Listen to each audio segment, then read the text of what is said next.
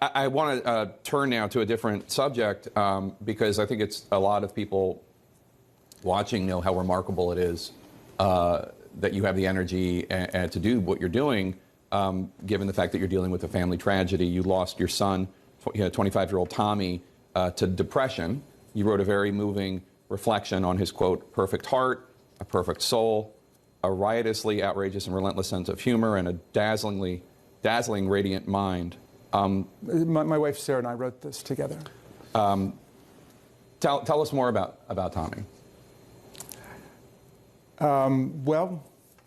Tommy was a remarkable person. He had overwhelming love for humanity and for our country in his heart, and really for all the people of the world. We lost him on the very last day of that god-awful year, 2020, and he left us a note which said, "Please forgive me, my illness won today. Look after each other, the animals, and the global poor for me. All my love, Tommy." And that was the last act in a life that dazzled anybody who came into contact with Tommy. He was a slam poet who wrote these magnificent 20, 30-minute poems, which he, of course, knew by heart, and he would get up and perform them. He was absolutely devoted to human rights for every person. He was devoted to animal rights and welfare. He was a passionate vegan and convinced a lot of people to stop eating animals just through the force of his poetry. He was a second-year student at Harvard Law School. He was a beautiful kid. When we lost him, he had not only beloved friends at Harvard Law School, but he was teaching a course with Michael Sandel, Justice, as a teaching fellow at the college. And so he had students of his own, and he graded all of his papers and exams and wrote many pages analyzing the work of the students and writing back to them.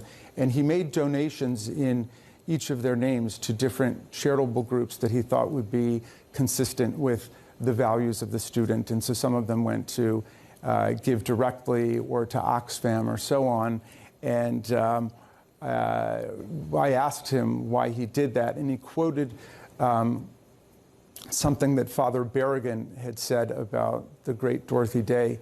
He said, well, like Father Berrigan said about Dorothy Day, she lived as though the truth were true. And he said, I want to show them that the truth is true and we can live that way. So, people are asking me why I decided to do this. First of all, I don't know if you've ever tried to say no to Speaker Pelosi about anything, but she's actually been very sensitive and thoughtful. But she wanted me to do it because she knows that I've devoted my life to the Constitution and to the Republic. I'm a professor of constitutional law. But I did it really with my son in my heart and helping lead the way. I feel him in my chest. When we went to count the Electoral College votes and it came under that ludicrous attack, I felt my son with me, and I was most concerned with our youngest daughter and my son-in-law, who's married to our other daughter, who were with me that day, who got caught in a room off of the House floor, and between them and me was a rampaging armed mob that could have killed them easily and was banging on the doors where they were hiding under a desk with my Chief of Staff, Julie Tagan. These events are personal to me, Jake. There was an attack on our country. There's an attack on our people.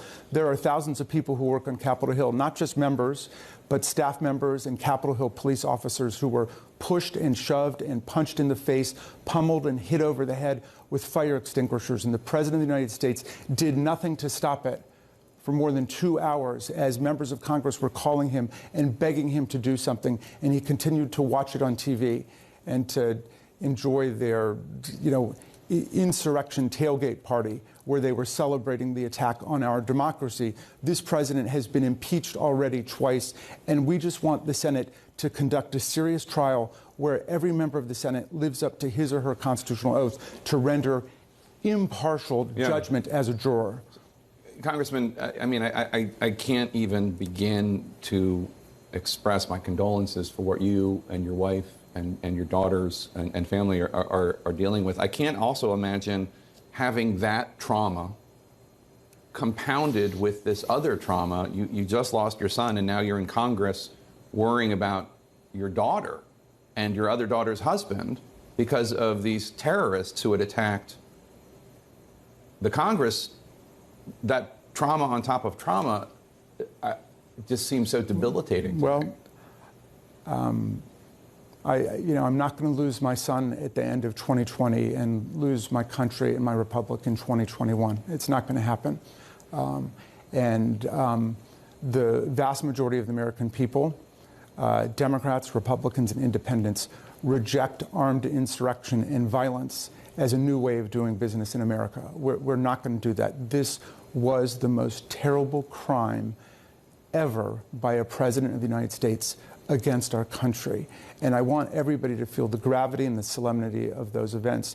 At the same time, of course, that all of us are deeply invested in President-elect Biden and Vice President-elect Harris moving the country forward to repair all of the wreckage and the damage of last year on everything from COVID-19 to the economy. But I was thinking on the way over this morning, Jake, about the preamble to the Constitution. We the people, in order to form a more perfect union, establish justice, ensure domestic tranquility, provide for the common defense, and promote the general welfare, and preserve to ourselves and our posterity the blessings of liberty, do hereby ordain and establish.